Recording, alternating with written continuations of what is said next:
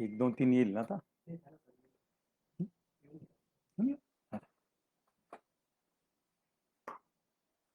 मेरे अजीज दोस्तों मेरे अजीज दोस्तों और देशवासियों, मेरा यानी मेजर जनरल अच्युत देव रिटायर्ड, मेरे ओर से आपको प्रणाम और जय हिंद। आज कारगिल दिवस के 21वें वर्षगांठ के ऊपर प्रहार सामाजिक जागृति संस्था ने ये जो लेक्चर्स का आयोजन किया है, ये जो लेक्चर्स की श्रृंखला का आयोजन किया है, ये बड़ा ही सराहनीय और स्तुत्य कार्यक्रम है। क्योंकि हम सब में देशभक्ति की भावना तो होती ही है, पर रोजमर्रा की जिंदगी में कुछ इस पर धूल जम जाती है, थोड़ा सा ओझल सा हो जाता है। तो ऐसे जब कार्यक्रम होते हैं, वीर गाथाएं सुनते हैं हमारे पराक्रमी पुरुषों की, तो ये जो देशभक्ति है तरोताजा हो जाती है। आज इस श्रृंखला में मुझे कैप्टन केशिंग, क्लिफोर्ड, नॉनग्रुम, ये एक 12 जैकेलाई बटालियन के एक वीर पुरुष की कहानी मैं आपको बताने वाला हूं।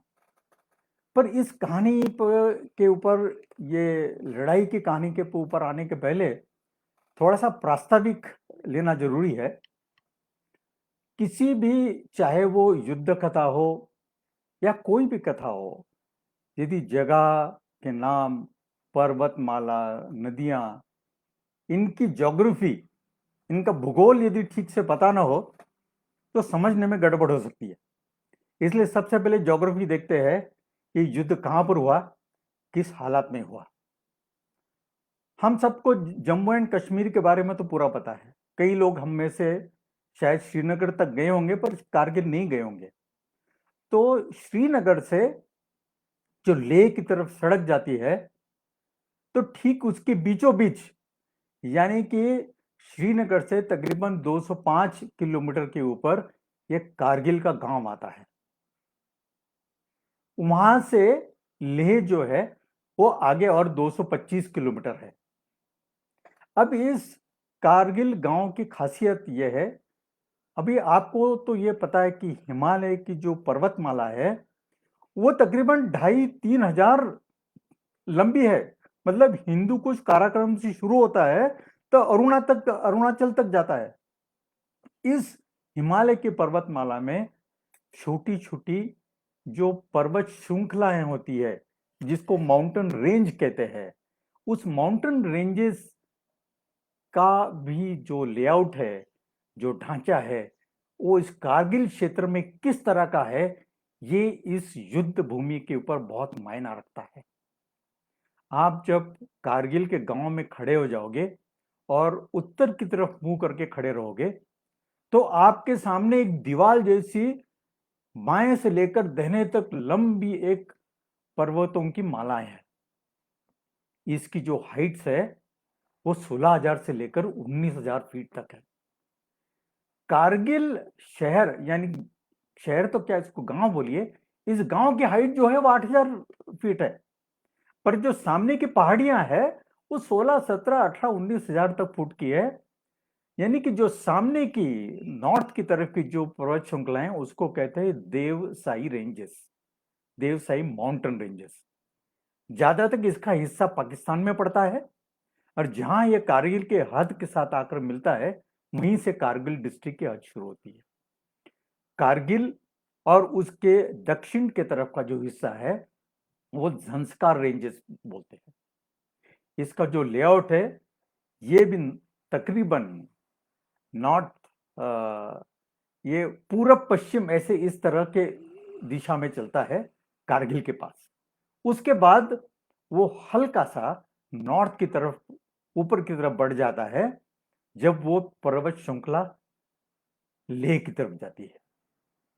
अभी ये जो कारगिल की घाटी है, ये कारगिल का जो गांव है, इसको तीनों तरफ एक कावी नदी है, वो आगे जाके सिंध नदी को जाकर मिलती है।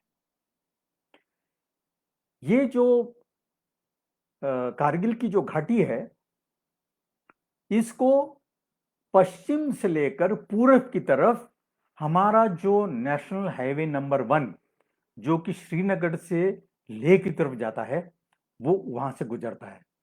यानी कि तकरीबन 150 से पौने 200 किलोमीटर तक ये जो नेशनल हाईवे 2 वे हाईवे है, ये लगातार ये जो पर्वत श्रृंखला है, इसके बेस के साथ साथ नदी के साथ साथ चलते रहता है। उससे होता क्या है कि जो देवसाई रेंजेस की जो पहाड़ियां हैं, जो पर्वत के पीक्स है, जो चोटियां हैं, वो इस रोड के ऊपर डोमिनेटिंग है। डोमिनेटिंग यानी उसके ऊपर आप डायरेक्ट देख सकते हो, और कोई चाहे तो ऊपर से एक छोटा सा पत्थर भी फेंक दिया तो नीचे वाले गाड़ी को बिल्कुल ठीक से लगेगा, और जो यातायात चल रही है, जो ट्रैफिक चल रहा है, उसमें वो बाधा उत्पन्न कर सकता है।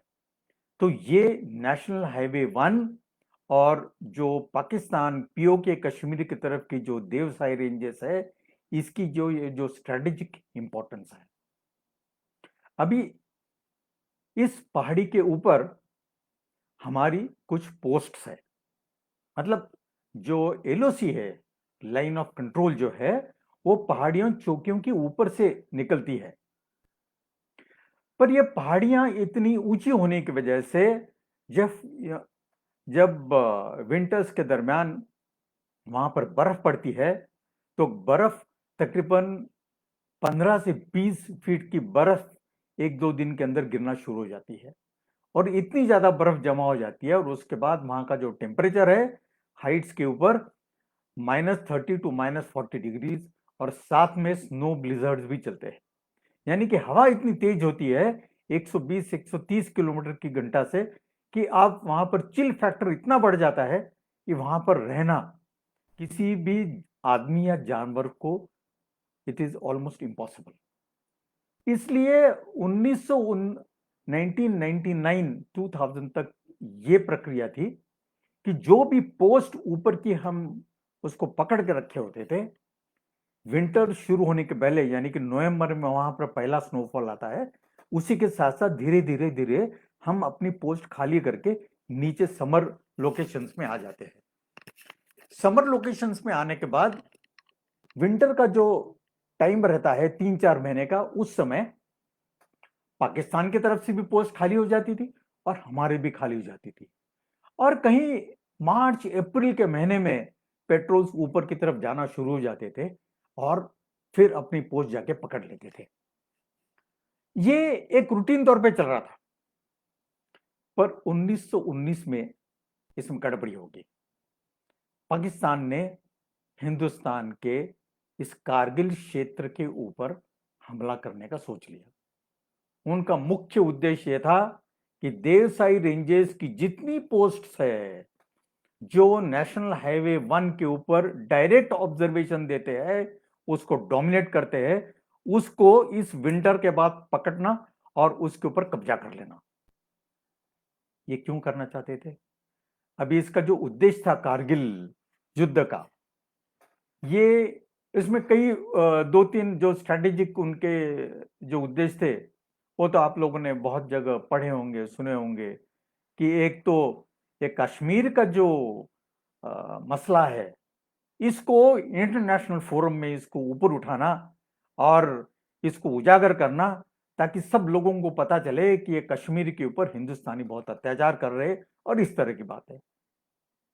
दूसरा, ये नेशनल हाईवे नंबर 1 को यदि आप रोक दो तो लेह और लद्दाख का जो संबंध है बाकी कश्मीर के घाटी के साथ, श्रीनगर वैली के साथ, वो टूट जाएगा, क्योंकि जो दूसरा रास्ता है वो तब तैयार नहीं था। और जाएंगे तो सिर्फ हवाई जहाज से जा सकते हो, लेह में आप डायरेक्ट लैंड करो, पर उससे थोड़े बहुत तो लोग आ जा सकते हैं, पर जो वहां पर ट्रैफिक जो चलता है, सामान की आवाजाही, वहां पर केरोसिन ऑयल, खाने पीने का सामान, ये पूरा ट्रक से जाता है, वो रुक जाएगा।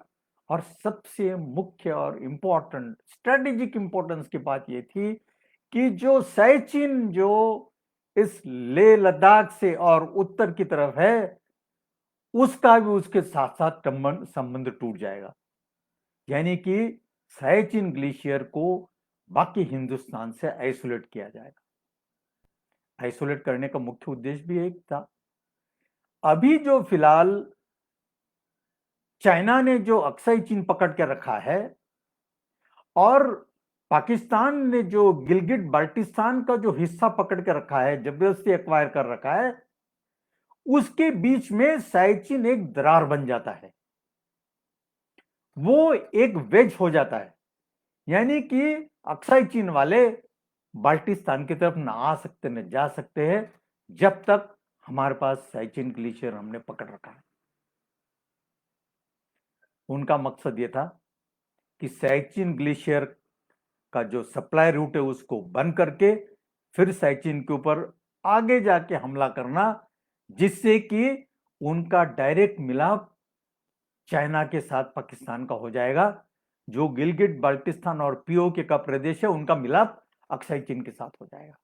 यह बहुत दूर लंबी कहानी थी, पर मजे की बात यह है कि इसके पीछे एक भावनात्मक एक इशू था, और वो ये था, आप तो उस समय जानते हो कि पाकिस्तानी सेना के जो सेनाध्यक्ष, वहां के सुप्रीम लीडर, यानी कि वहां प्राइम मिनिस्टर की भी कोई गिनता नहीं था, वो थे परवेज मुशर्रफ।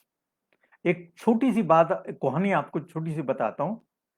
1984 में मार्च के महीने में हिंदुस्तान ने ऑपरेशन मेघदूत लॉन्च कर दिया।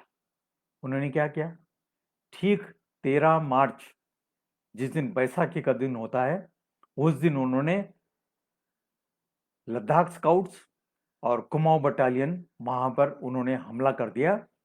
और धीरे धीरे धीरे आप सोच सकते हो 19,000 18,000 फीट हाइट के ऊपर वो पलटन वहां पर धीरे धीरे धीरे बढ़ते बढ़ते बढ़ते उन्होंने 75 किलोमीटर लंबा जो सैचिन ग्लेशियर था उसके ऊपर कब्जा कर लिया। कब्जा कर लिया, ये अचानक नहीं किया, ये मामला पिछले 3 साल से चल रहा था, 1980 से ये चल रहा था। और असली खबर ये आ गई थी कि पाकिस्तान सैचिन के ऊपर हमला करने वाला है, और उन्होंने अपनी जो तारीख तय की थी वो 17 मार्च की तय की थी।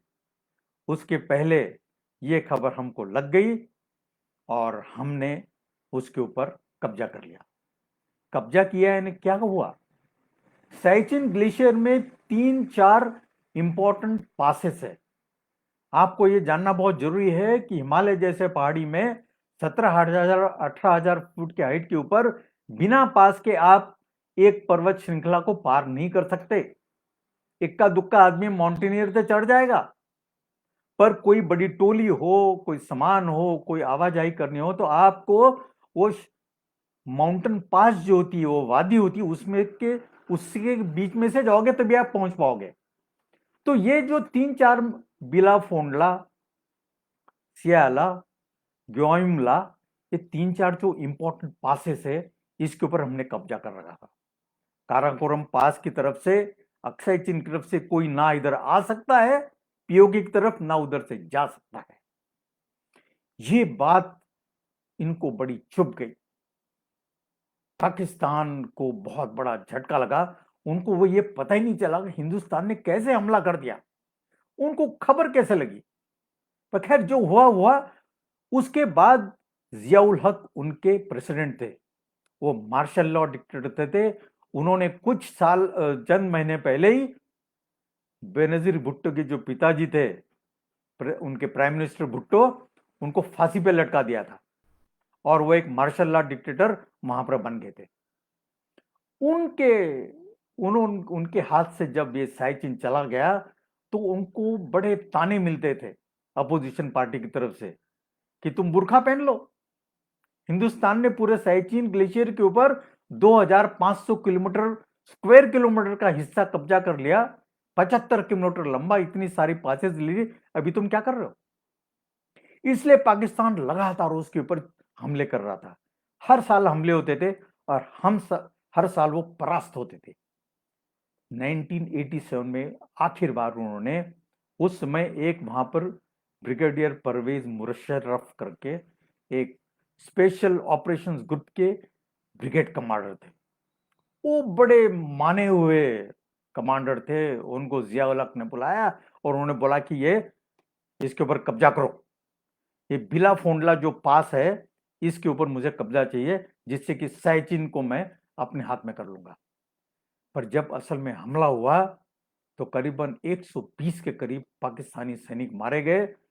ऊपर ही नहीं चढ़ पाए बिलाफोंडला के ऊपर। इतनी घमासान लड़ाई हुई और बड़ा एक्यूरेट फायर करते हुए हिंदुस्तानियों ने उनको, चौथी बार वो हमला नाकामयाब हुआ।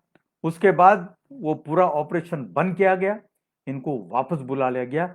और ब्रिगेडियर मुशर्रफ उस समय थे, वो बड़े जलील हो गए। उनको बड़ा दुख भी हो रहा था, बेइज्जती भी हो रही थी पूरे फौज में, पूरे सिविलियंस के साथ, ब्यूरोक्रेट्स के साथ। पर क्या करें, कुछ कर नहीं सकते आप हिंदुस्तान को। वो जो वहां पर कुंडली की तरह पैठ मारकर बैठे हुए थे। ये उनको बात बहुत दिल में चुभ गई। वो 1987 और अभी 1999 के बाद उनके दिल में ये बात थी कि मैंने सियाचिन को लेना है हिंदुस्तान से। इसकी पहली जो पग है, पहला स्टेप है वो कि पहले इसका जो सप्लाई रूट है उसको बंद कर दो। ये प्लान मुशर्रफ ने तो बना लिया था। 3 साल उसको अपने दबा के रखा था, जब मेरा मौका आएगा तो मैं हिसाब लूंगा। और इसलिए ये जब कारगिल का युद्ध हुआ तब उन्होंने अपने जो प्राइम मिनिस्टर थे नवाज शरीफ, उनको तक नहीं बताया कि वो लड़ाई करने वाला है, और उसने हमला कर दिया। बाद में जाके नवाज शरीफ को पता चला कि अरे ये हमला हो गया। तो ये जो एक मैं बात कर रहा था कि उनका ये जो दिल में एक जो गम था, एक जो रिवेंज लेना था उन्हें, एक ये मुख्य कारण था। इसलिए उन्होंने बिना किसी को बताए अपने फौज से हमला करवा दिया। वो उसका भुगते बहुत बुरी तरह, पर एक ये भी कारण था जो हमें समझना बहुत जरूरी है। तो बात दोबारा आते हैं वो ज्योग्राफी की। उस ज्योग्राफी में ये भी आपको बता दूं कि कारगिल सेंटर में रखी है, उसके जो बाएं तरफ है वो है द्रास और मुस्को वैली आती है, यानी कि पश्चिम की तरफ। और कारगिल के दहनी तरफ जो है वो बटालिक, तुर्तुक, और वहां से आगे फिर सैचिन का एरिया शुरू हो जाता है। और ऐसे ये 3 सेक्टर्स में विभाजित इसमें 2 डिविजन्स लगातार हमला शुरू कर रहे थे। तो अभी क्या, इसका मोटे तौर के ऊपर लड़ाई कैसे शुरू हुई? जैसे 1999 में जैसे मार्च के महीने में बर्फ पिघलनी शुरू हो गई, फरवरी के आखिर में ही, उसके 1 साल पहले इन्होंने देवसाई रेंजेस के ऊपर से जो पीछे इनके स्कार्डू करके 170 किलोमीटर के ऊपर एक डिस्ट्रिक्ट प्लेस है, बटालिक का एक वो डिस्ट्रिक्ट जगह है, वहां पर कारगिल से एक सड़क जाती है। पर 1949 के बाद वो सड़क बीच में से टूट गई है, क्योंकि वो सड़क सिंध नदी के साथ साथ ऊपर की तरफ जाती है, नीचे कारगिल अपने पास रह गया, और स्कार्डू जो है वो बटालिक का हिस्सा वो पाकिस्तान के कब्जे में चला गया। तो वो सड़क के साथ साथ स्कार्डू आगे 170 किलोमीटर है। वहां से इन पहाड़ियों को ऊपर चढ़ने के लिए बड़ी आसान है, बड़ा ग्रेजुअल ऊपर चढ़ाई है। हमारे तरफ से एकदम दीवार जैसे है, पर उनकी तरफ से धीरे धीरे धीरे ढलान है। उसके ऊपर उन्होंने 1 साल पहले अपने पूरे रोड बना लिए। और 1999 का जब मार्च आ गया तो अपने उनकी जो रेगुलर आर्मी थी, कोई मिलिटेंट टेररिस्ट नहीं आए थे। उनके जो नॉर्दर्न लाइट इन्फेंट्री के जो जवान थे, उनको उन्होंने दाढ़ी वाड़ी बढ़ाकर मिलिटेंट जैसे ड्रेस पहना दिया, हथियार दे दिया और उनको आगे भेज दिया। हम ऊपर जाने के पहले वो फरवरी और मार्च के महीने में आगे जो हमारी पोस्ट थी, वो आके पहले उसको पकड़ के बैठ गए। ये बात सबसे पहले 3 मई को पता चली। जो गडरिया होते हैं ना, जो बकरियां वगैरह चराते चरवाह लोग, वो जैसे जैसे पर बर्फ पिघलना शुरू हो जाता है तो अपने भेड़ू लेकर पहाड़ी के ऊपर चढ़ना शुरू कर देते हैं, और वहां की जो घास है फिर वहां पर उगती है मार्च के महीने में, वो भेड़ू खाते हैं और तगड़े हो जाते हैं।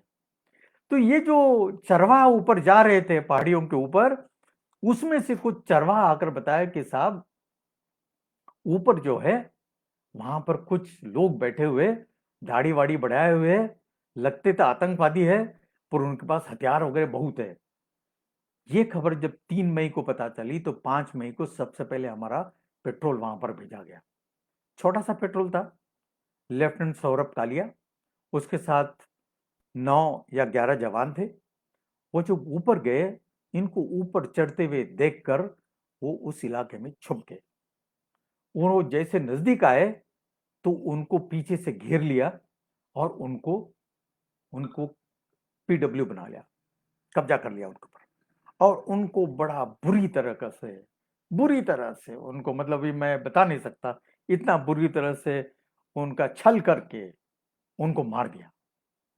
ये खबर 9 मई को नीचे आई, और उसी के साथ वो ऊपर वाली जो पर्वत श्रृंखलाएं थी, उसके ऊपर जो हमारी पोस्ट को पकड़ के बैठे थे, उसमें से अभी डायरेक्ट ऑब्जर्वेशन वो वहां पर नेशनल हाईवे नंबर 1 का ले रहे थे, और उसी के साथ हमारा एक कारगिल का एम्युनिशन डंप है, उसके ऊपर उन्होंने आर्टिलरी के गोलों का बड़ा ऑब्जर्वेशन के साथ फायर शुरू कर दिया। 9 मई को वो एम्युनिशन डंप उड़ा दिया।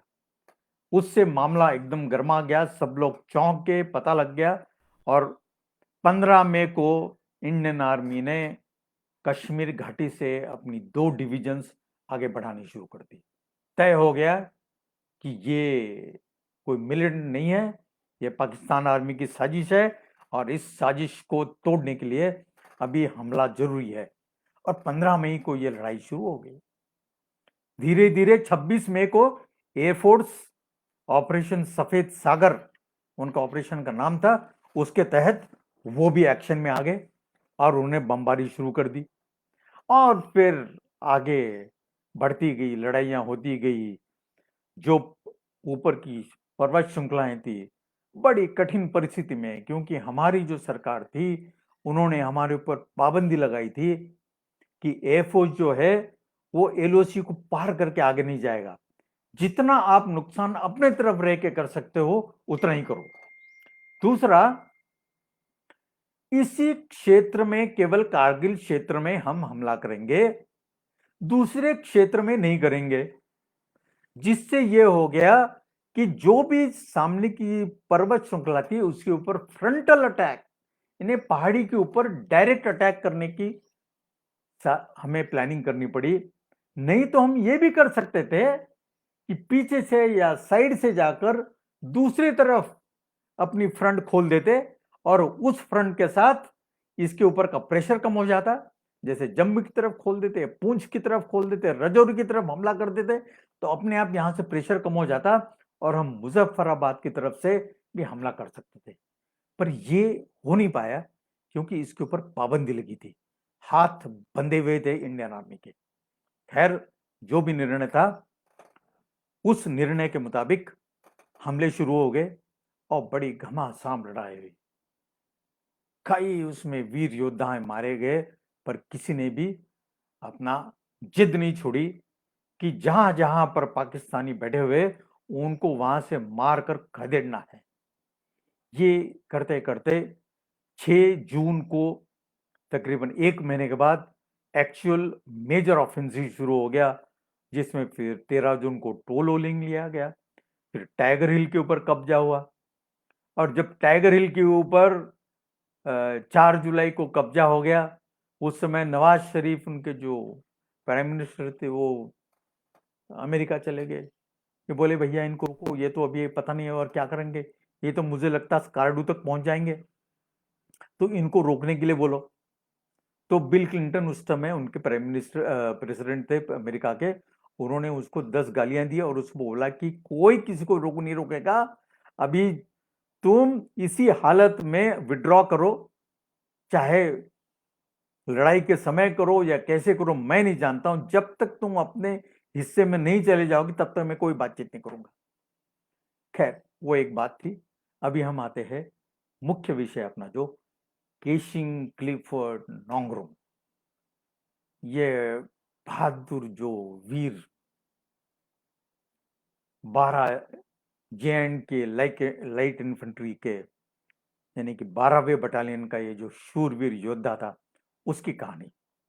इसकी जो लड़ाई थी अब वो बटालिक सेक्टर में चली गई थी। बटालिक का जो सेक्टर है वो कारगिल से दाहिने यानी कि पश्चिम के तरफ, जो सिंधु नदी ऊपर की तरफ जाती है नॉर्थ की तरफ, उसके पश्चिम के तरफ सयाचिन के साथ वाली जो पहाड़ी पड़ती है उसके ऊपर बटालिक के ऊपर भी पाकिस्तान ने कब्जा कर रखा।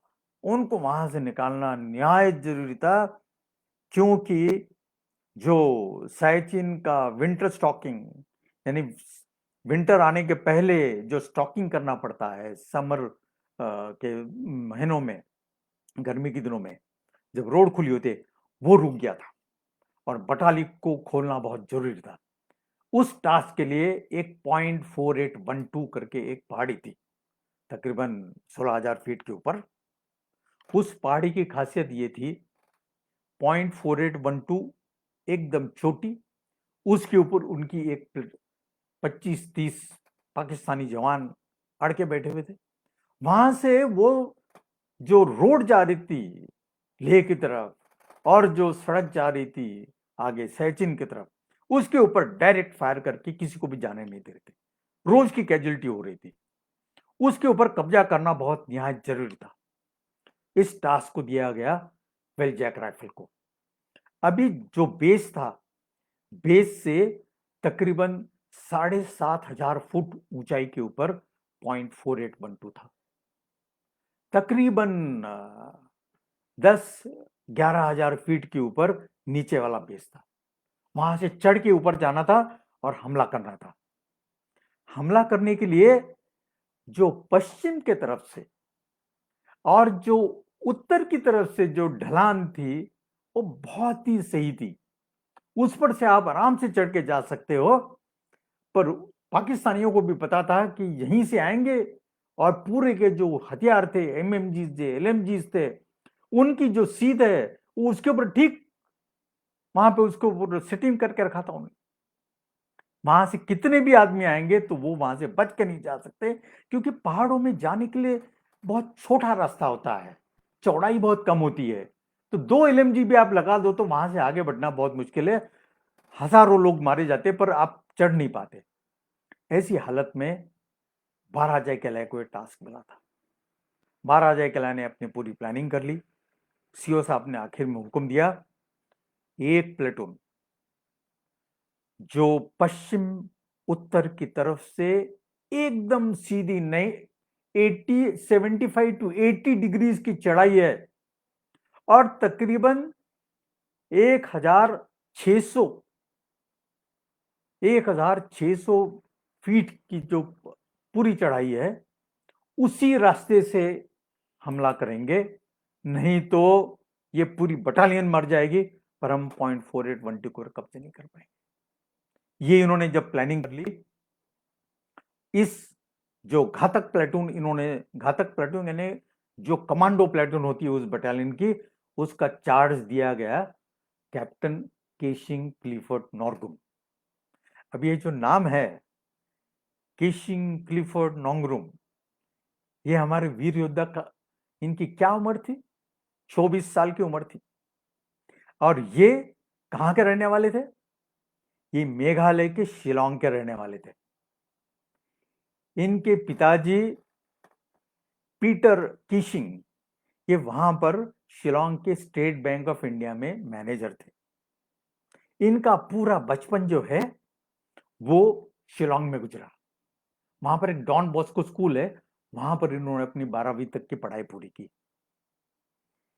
ये कीशिंग क्लिफर्ड नोंगरोंग में नाम थोड़ा सा अलग लगता है, नॉर्मल नहीं लगता। ये कीशिंग जो है, ये तांगखुल जो नागा जो जनजाति है, ट्राइब जिसको बोलते हैं, उस जाति के हैं। इनके पिताजी पीटर कीशिंग ये तांगखुल नागा, जो कि मणिपुर और नागालैंड का जो उखरुल डिस्ट्रिक्ट है वहां के रहने वाले थे। बड़ी योद्धा जनजाति, खूंखार जनजाति मानी जाती है ये नागा ट्राइबल्स के बीच में उसके थे। और उनकी जो माँ थी वो मेघालय के खासी जो जनजाति और ट्राइब होती उसकी थी। वो जो खासी लोग हैं उनमें मैट्रियार्कल यानी कि अपनी माँ का जो है मुख्य प्रधान ऐसी फैमिली सिस्टम होती है, वहां पर अपना माँ का नाम लगाया जाता है। इसलिए इन्होंने क्लिफोर्ड ने अपने नाम के साथ किशिंग भी लगा रहा था, जिससे कि वो तांगखुल नागा अपने ट्राइब के भी माने जाते थे, और नोंगरुम ये इनके माँ की तरफ का सरनेम था। ऐसा ये बहादुर लड़का शिलोंग में इसकी पढ़ाई पूरी हुई। इसके घर के ठीक पीछे पहाड़, शिलोंगपुरा पहाड़ है, एक छोटा सा टीला था। इस टीले के ऊपर ये रोज शाम को जाके बैठते और नीचे जो असम राइफल का ट्रेनिंग सेंटर था उसकी परेड देखते रहते थे। वो बड़ा उसमें दिलचस्पी आ गई उनको। पाइप बैंड बजता था, बिगुल बजते थे, परेड होती थी, देख के बड़ा उनका दिल को आया कि यार ये सही है।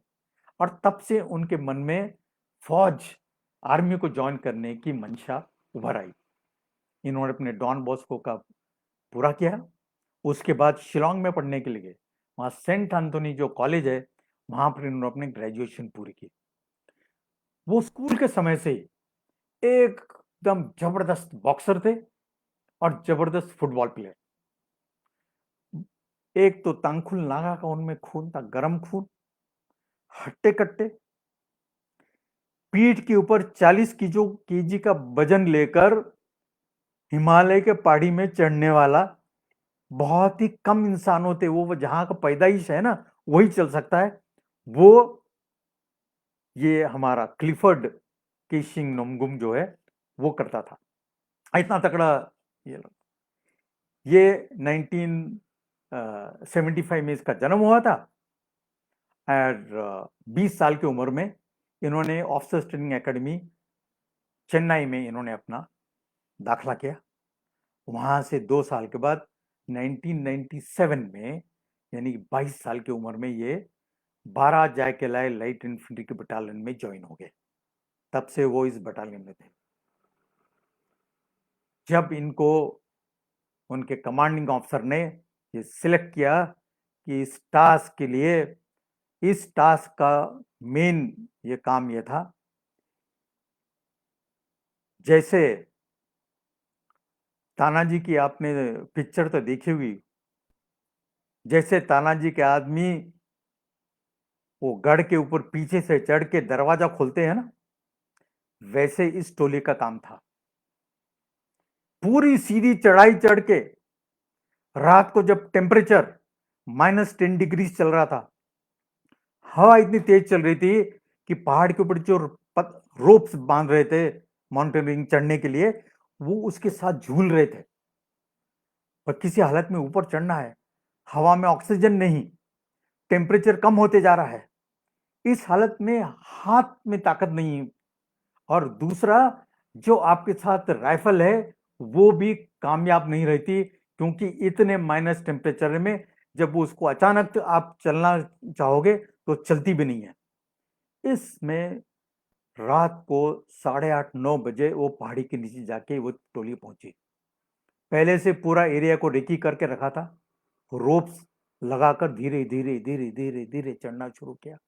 जहां पर 10 कदम चलने के लिए आपको कम से कम 10 मिनट लगेंगे, 4-5 कदम जाने के बाद 2 मिनट सांस लेना पड़ता है। ऐसे ऑक्सीजन की कहीं कमी जहां है वहां ये लोग सीधी पहाड़ चढ़ रहे थे रोप्स के साथ। आप मान सकते हो कितना मुश्किल काम होगा। रात को उन्होंने 9:30 बजे बोल भारत माता की जय अपना नारा लगाया हल्के से, और धीरे धीरे धीरे चढ़ना शुरू कर दिया।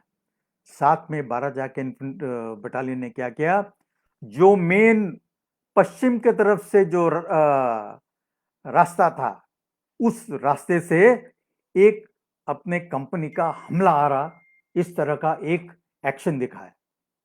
पाकिस्तानी ये समझ बैठे कि अरे ये मेन हमला आ रहा है, और वहां पर उन्होंने उस कंपनी के ऊपर एक कंपनी, उसके पीछे दूसरी कंपनी, उसके पीछे बटालियन हेडक्वार्टर, इस तरह के पूरे लाइनअप थे पहाड़ों के बीच में, और अगली वाली कंपनी धीरे धीरे आगे बढ़ रही थी।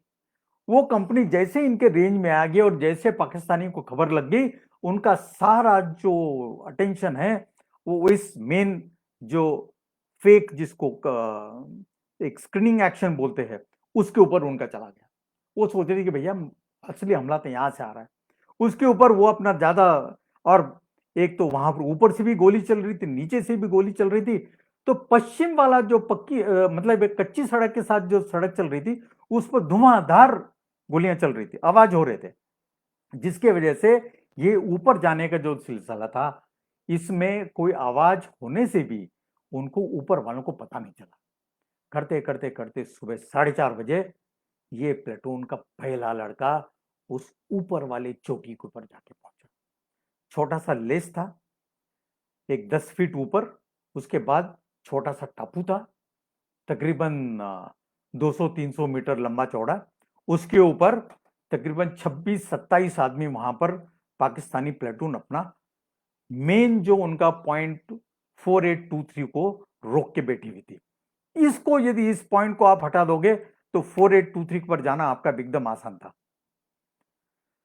क्लिफर्ड अपने प्लेटून के साथ ऊपर पहुंचा। जैसे ऊपर पहुंचा, आधी प्लेटून ऊपर पहुंच गई थी कि पाकिस्तानियों को के सेंटर ने देख लिया, कुछ लोग इधर से ऊपर चढ़ गए। उसने तुरंत इस डायरेक्शन में फायर खोल दिया, पर ये भी पहाड़ के ऊपर जो पत्थर थे उसका आड़ लेके ये प्लेटून के जवान बैठे थे, इसलिए आगे भी नहीं बढ़ सकते थे, और कारगर फायर भी आ रहा था। दो जगह से बहुत ही कारगर फायर आया था, एक बंकर था और एक ओपन ट्रेंच था। तकरीबन आधा घंटा तक क्लिफर्ड देखता रहा कि अभी कहां से जाए, जहां से जाए वहां से वो आदमी जिंदा नहीं बचता था, घायल होकर वहीं गिर रहा था। आखिर में उसने अपने प्लेटून हवालदार को नजदीक बुलाया और उसको इशारे से बोला कि मैं सामने जा रहा हूं, तुम बाएं से अपनी एलएमजी लगाओ और उस बंकर की तरफ लगातार फायर करते रहो, ताकि मेरा जो वहां अप्रोच है उसको कवर हो जाएगा। इतना बोल के जैसे उसने सेटिंग किया, अकेला क्लिफर्ड वहां से तकरीबन 80 मीटर तक, यानी कि सड़क के ऊपर जो इलेक्ट्रिक पोल होते हैं ना, दो इलेक्ट्रिक पोल के बीच वाला हिस्सा इतना ही लगा होगा, उसमें वो लड़का उठा, अपनी AK-47 उठाई, अपना पूरा एम्युनिशन साथ में लिया और भागा। टेढ़ा मेढ़ा जहां पर पत्थर आते थे झुक जाता था, फिर उठ के भागता था। भागते भागते भागते वो पहले बंकर के बिल्कुल सट के उसके दीवार के साथ बैठ गया। हल्का सा अंधेरा था, थोड़ी सी धुंध छाई हुई थी, उजाला होने वाला था पर धुंध छाई हुई थी।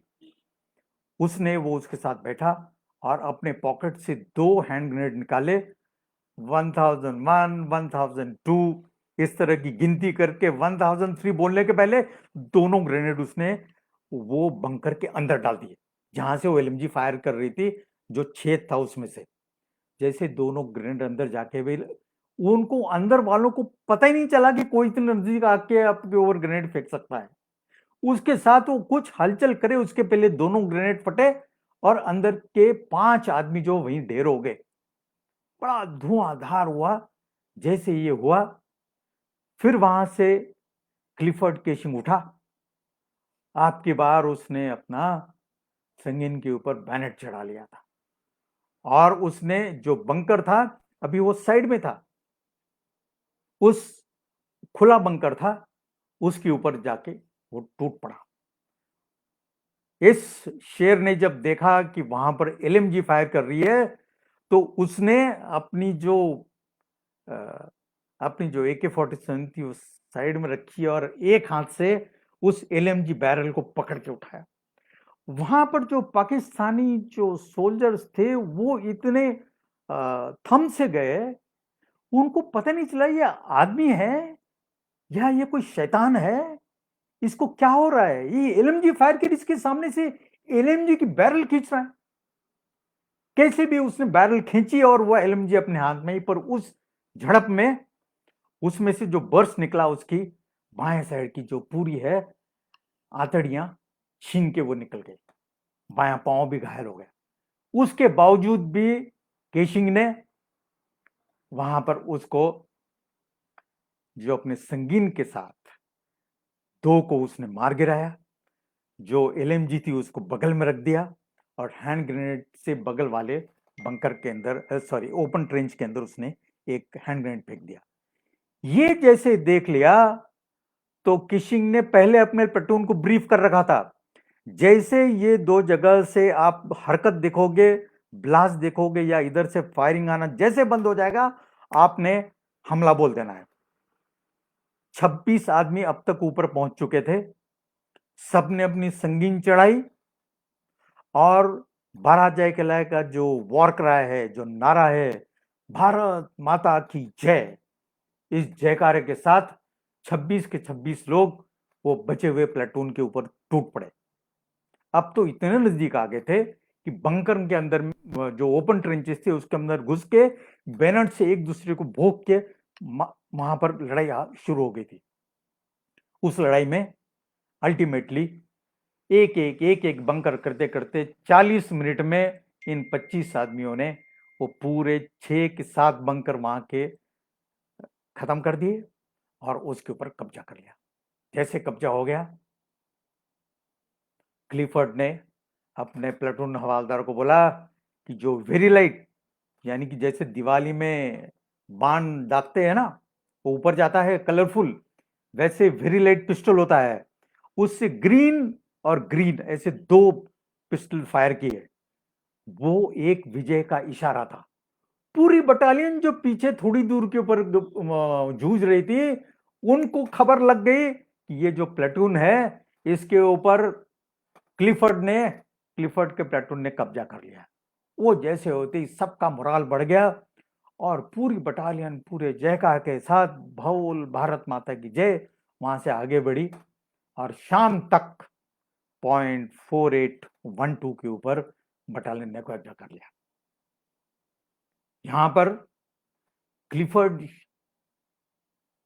केशिंग क्लिफर्ड बुरी तरह जख्मी में पड़ा हुआ था। जो नर्सिंग असिस्टेंट साथ में था उसने बोला कि साहब मैं आपको नीचे ले जाता हूं, जल्दी से हम कंपनी हेडक्वार्टर पहुंच जाएंगे, वहां से आपको एयरलिफ्ट मिल जाएगी, दिन होने वाला है। क्लिफर्ड ने बोला कि मैं यहां से नहीं हटूंगा, क्योंकि इस वक्त उस पाकिस्तान का ये टैक्टिस है कि जो भी प्लेटून, जो भी पोस्ट हार जाते हैं उसके ऊपर तुरंत वो काउंटर अटैक बोलते थे, प्रति हल्ला बोल देते। उसको पता था कि इसके ऊपर काउंटर अटैक आएगा। उसने पूरे प्लेटून को बोला कि कोई भी यहां से हिलेगा नहीं, अपनी अपनी पोस्ट, अपना एमिनिशन पूरा करो और प्रति हल्ले की काउंटर अटैक का इंतजार करो। किसी भी वक्त इस प्लेटून के ऊपर काउंटर अटैक आएगा, बड़ा जबरदस्त अटैक आएगा और आर्टिलरी के तोफ गोले उसके ऊपर गिरने शुरू हो गए थे। और इस वक्त यदि काउंटर अटैक आता है तो उसने ये हुक्म भी दिया कि इस पोस्ट को लास्ट मैन लास्ट राउंड, खून का जब तक आखिर बूंद है तब तक कोई हटेगा नहीं। ये इंस्ट्रक्शन के साथ वो अपने एक बंकर की आड़ में लेके बैठा रहा। काउंटर अटैक तो नहीं आया, पर प्रति हल्ले का काउंटर बम्बार्डमेंट आया। बहुत आर्टिलरी के शेल गिरे, कुछ उसमें हमारे जवान भी मारे गए, पर उस उतने समय में पीछे की कंपनी की रीइंफोर्समेंट आ गई। तब तक सुबह 7:30-8 बजे तक क्लिफर्ड केशिंग नॉनग्रुम ये अपने वहीं पर पत्थर के साथ लेटा रहा, वहां लेटा रहा, खून पूरा बह रहा था। वो -5 डिग्री टेम्परेचर के वो पत्थर थे, वो भी उसके खून से गर्म हो रहे थे। लेटे लेटे उसको आवाजें आ रही थी कि अभी काउंटर अटैक आ रहा है, अभी गोले बरस रहे आर्टिलरी के, उसकी आवाज आ रही थी। धीरे धीरे उसकी आवाज कुछ कम होने लगी। उसको समझ में नहीं आ रहा था कि ये क्या हो रहा है, कि शायद पिछली वाली कंपनी पहुंच तो नहीं गई इसलिए दुश्मन ने हमला बंद कर दिया। कुछ समझ में नहीं आ रहा था, पर वो लेटा रहा। धीरे धीरे उसको अचानक अपने मुंह के सामने उसका घर के पास वाला टीला नजर आने लगा। उसी टीले के ऊपर वो जो नीचे बटालियन की ड्रिल दिखता था, बैंड दिखता था, ऊपर पहाड़ की तरफ नीले आसमान को ताकता था। और उसी वक्त संडे के दिन उसकी छुट्टी होती थी, जब चर्च की बेल होती थी तब भाग के जाता था, क्योंकि उसके पिताजी का उसको हुक्म था कि बेटा कहीं भी खेल, पर जब चर्च जाने का संडे को टाइम हो जाएगा तो तूने वहां पर 9:30 बजे पहुंचना है। उसको अचानक चर्च की बेल सुनाई देने लगी। उसने सोचा कि मैं कहां पर आ गया हूं, अरे मैं तो पलटन के साथ था। उसने सोचा शायद हूंगा मैं कहां पर, पता नहीं, पर बड़ा अच्छा लग रहा था। बेल सुनाई दे रही थी, बड़ा शांत शांत सा लग रहा था। और उसने सोचा है कि इसमें कुछ गड़बड़ है। ऐसे अभी तक तो मुझे सर्दी लग रही थी, अभी इतना गरम गरम क्यों लग रहा है। ये देखते ही देखते ही देखते अचानक उसको नींद आ गई। हल्के से उसने आंख खोल के देखी तो वो .4812 से ऊपर उठता हुआ उसको दिखाई दे रहा था। उसकी बॉडी नीचे दिखाई दे रही थी। तब क्लिफर्ड को पता चला कि अब इस शरीर के साथ मेरा नाता टूट गया है। पर उस आत्मा ने ये भी देख लिया था कि जो मेरे को कर्तव्य, जो मेरे को मिशन मिला था, जो मेरा टास्क मिला था, वो मैं पूरा करके अभी जा रहा हूं। इस तरह से बड़े गुर्दे के साथ कैप्टन क्लिफर्ड किशिंग नॉनग्रुम ने .4812 के कब्जे में अपना जो योगदान था इस वीर योद्धा ने दिया। केवल अपने उम्र के 24 साल पर इस महान योद्धा ने अपने देश के लिए अपने प्राण न्यौछावर कर दी। इस तरह के कई अनेक वीर योद्धे भारतीय सेना के इस कारगिल और उसके पहले के लड़ाई में भी इस तरह के अपना जीवन बलिदान देते आए हैं। तभी इस राष्ट्र की सुरक्षा, इसकी सीमाएं बाधित रखने का काम हम कर रहे हैं। कारगिल के इस वीर योद्धा को, कैप्टन केशिंग क्लिफर्ड नॉनग्रुम,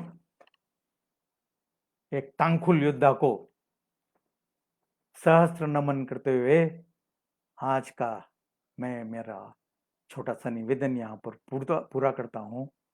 पर पूरा करने के पहले पिछले समय में जब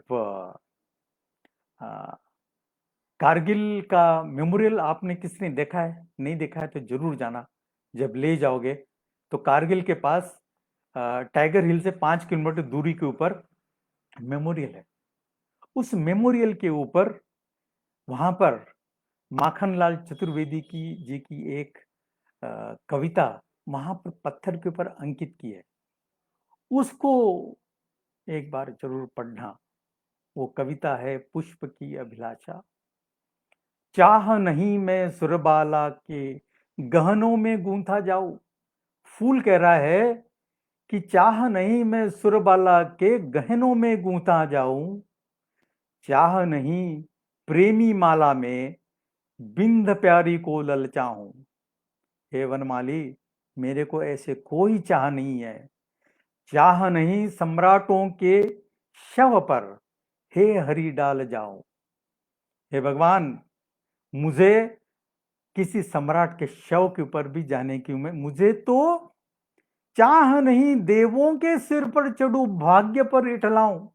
मुझे तो ये भी नहीं चाहिए कि आप मुझे हरि के चरणों में सिर के ऊपर मुझे लगाओ और मैं इस भाग्य को इठलाऊं। मुझे तोड़ देना वनमाली, उस पथ पर देना तुम फेंक। मुझे तोड़ देना वनमाली, उस पथ पर देना तुम फेंक। मातृभूमि पर शीश चढ़ाए जिस पर जाए वीर अनेक।